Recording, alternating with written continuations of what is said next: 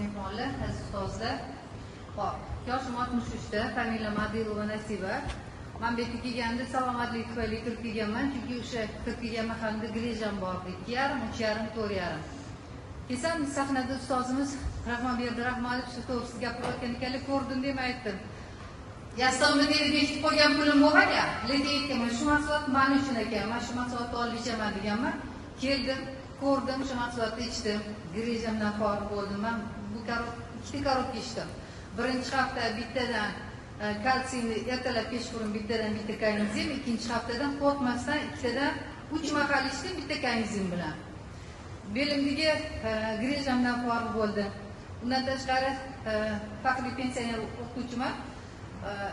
Boshimda qattiq kuchli og'riq bo'lardi. Ana shu holatim yo'q bo'ldi. Bolaligimdan men uchun bir sezonda, ya'ni bahor, kuz, qishda shpris qaynardi. Adam shifokor edilar. Ana o'sha holatim, immunitetim eng past bo'lgan oilada. Immunitetim yaxshi bo'ldi. Zreniyadan yaxshi natija oldi.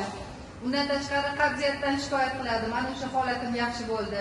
Keyin menda ginekologik 32 yil yashab yurgan yangi natijam bu. Qattiq og'riq bo'lardi. Har 15 kunda xuddi dard tutgandek, farzand dunyoga kelayotganda og'riq bo'lardi. 15 minut, 20 minut ko'zimdan tirqirab yosh oqib, terlab ketardi. Mana o'sha holatim yo'q bo'ldi.